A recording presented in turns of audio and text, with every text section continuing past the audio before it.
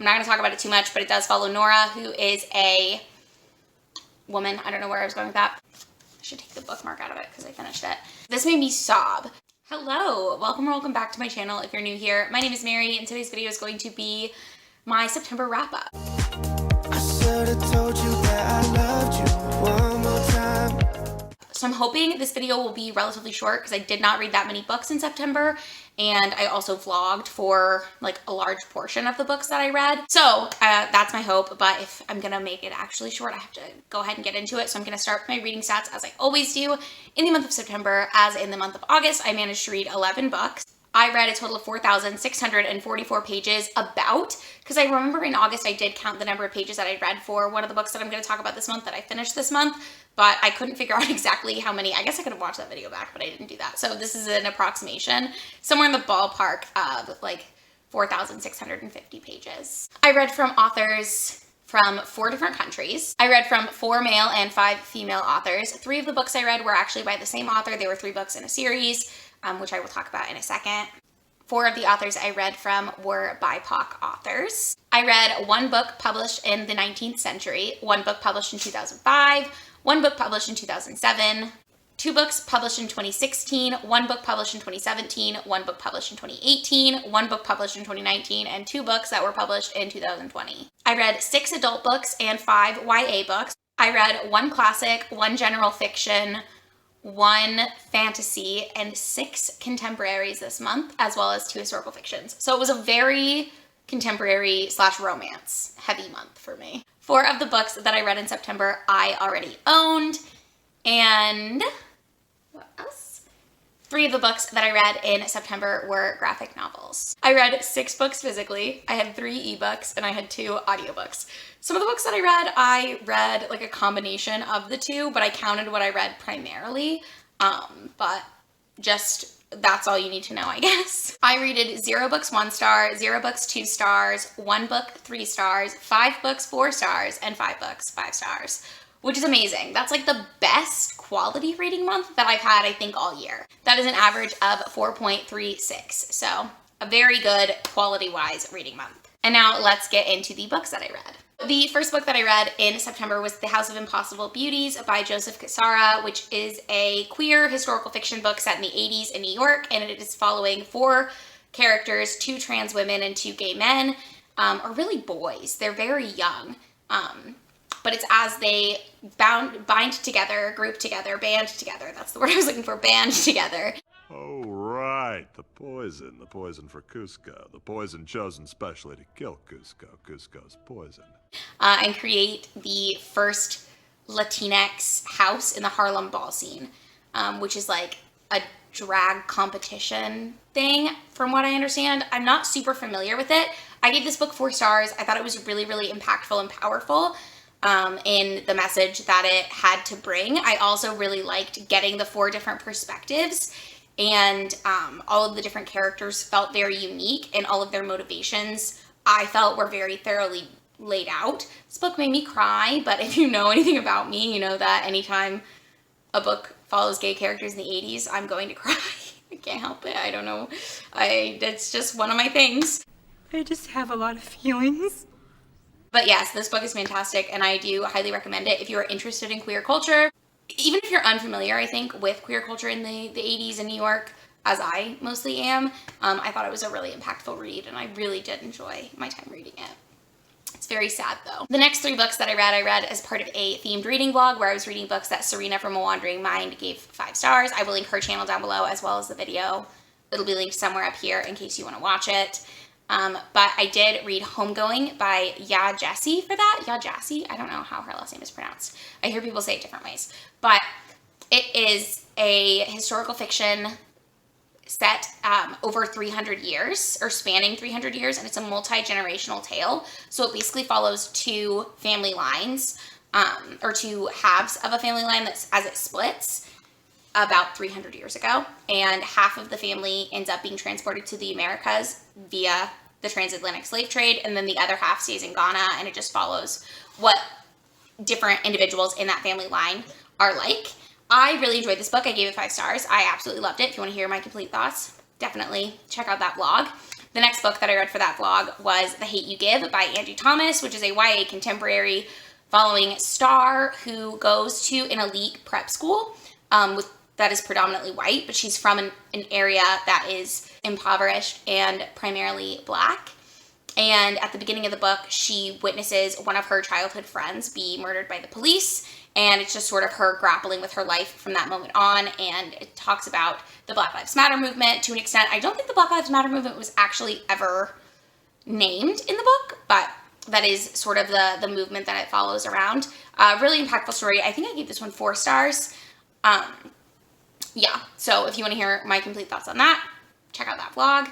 And then the last book that I read for that vlog was Get a Life, Chloe Brown by Talia Hibbert, which is the first book in the Brown Sisters trilogy, which is a series of standalones about the Brown sisters. Each one follows their different romance. Chloe Brown has chronic pain, and at the beginning of the book, she has a near-death experience and decides that she's never really lived, and so she makes a bucket list of things she wants to do to quote-unquote get a life. The first of which is to move out of her parents' home and into her own flat. So she does that, and then this is a romance between her and the superintendent of her building, Red. I also gave this 4 stars. Check out that vlog if you want to hear my complete thoughts. The next 3 books that I read, I also read for a vlog, and they are the first 3 volumes in the Heartstopper graphic novel series by Alice Oseman. These are, they've been described as new adult, but I would consider them just standard YA because it's about high school boys. So to me, that's just YA. But this follows Nick and Charlie, which are 2 queer boys, and it's sort of, one of them has been outed at his school, so everyone knows he's gay. The other one doesn't really know what he is. And it's just about their relationship. It's very cute. It tackles a lot of really complex, difficult topics to discuss, yet it does it in a way that is just so simple, which I really loved. The art style is beautiful, and if you want to hear my complete thoughts, check out that vlog. The next book that I finished was The Midnight Library by Matt Haig, which is one of my 5-star predictions. So I'm punting talking about this book as well, and I'm not going to tell you what I rated it, but I did read this in September. It follows Nora, who at the beginning of the book, several things happen to her right in a row, and she decides that her life really isn't worth living for her anymore, and so she attempts suicide. So definitely trigger warnings for that if you're very sensitive to that. But she wakes up in this midnight library, and she's given the opportunity to flip through the pages of other lives that she could have lived if she had made different choices. I'm not going to say anything more about it than that, and if you want to hear my complete thoughts on that, stay tuned to the end of the year because I've got a video planned where I'm going to talk about all my 5-star predictions. Then I finished Les Miserables by Victor Hugo. My copy is only 908 pages. I believe that other people's copy of this book is like 1,300 pages. But as you can see, like, the book is huge. And the print is very, very small.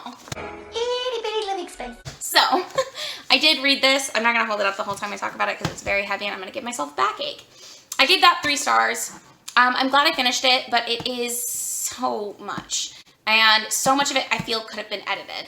So, this book follows Jean Valjean primarily, who is a convict and he's convicted of stealing bread, I believe, at the beginning of the book. And he's given a light sentence, but he keeps trying to escape, so they keep adding onto his sentence, and at the end of it, he served 19 years. And then when he is released, he can't find anywhere to stay because everyone knows he's a convict, so he ends up staying at this priest's house in the French countryside, and he has to escape. He leaves the priest's house in the middle of the night because he lied about being a convict while he was there or something. And so he steals silver candlesticks while he's leaving. The police find him and return him to the priest, and they're like, see, man, this guy stole from you.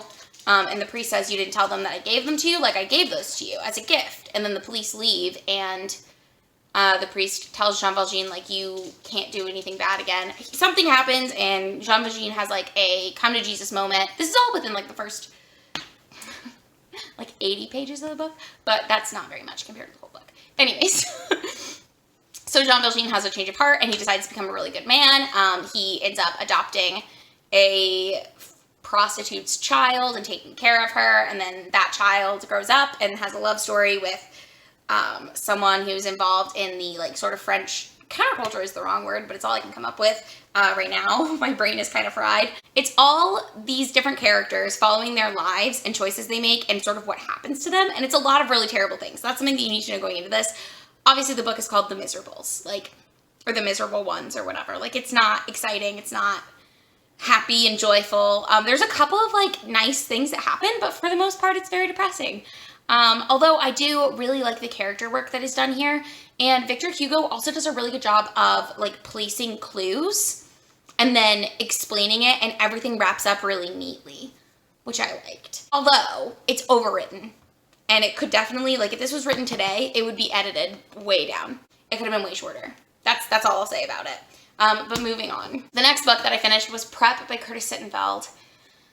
And this is a 4.5, realistically. I don't think it's a 5-star, but it might be. I don't know. I changed it to a 5-star after I put it as a 4-star because I got 4 in Compile.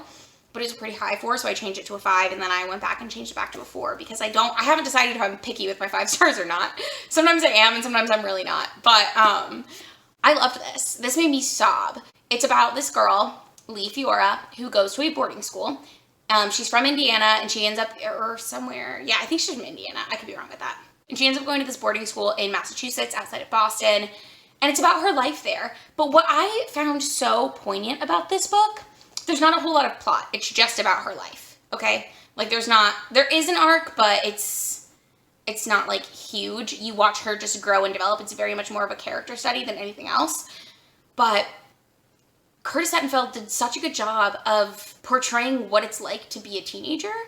And especially if you were like kind of a shy or awkward teenager, which I think a lot of teenagers are, even if they don't really realize it. But there are so many moments. I talked about this with my boyfriend when I finished reading it, because there are so many moments in this book where she does a perfect job of articulating what it's like to see a group of people already hanging out, already friends, and just thinking you'll never belong, so why try? And like, I can't tell you how many times I've felt like that. Like, if you're hanging out in a group, if you don't know a group of people, and they invite you to sit with them, and they're doing it just because, like, as an adult now, who is, like, self-confident and, like, knows what people are like, they're literally just doing it to be nice because, I don't know, but you feel like it's a practical joke, kind of, as it's happening, especially when you're, like, 15. I don't know. I don't know really how else to describe it, but, like, this book felt, I don't know, it felt so close to, like, what I felt like when I was in high school, but I don't know. This book just really perfectly encapsulated that feeling. So if you've ever sort of felt like an outcast or whatever, I think you should read this. It's also very frustrating at times looking at it because you as the reader are like, no, come on. But the main character doesn't do what you really think she should do. But it's so fascinating. This was a very good book. I think I am going to bump it up to 5 stars. I don't know. And then the last book that I actually finished today, which is October 1st, so I'm technically cheating, but I'm going to count it anyways because I've been reading it for like a week.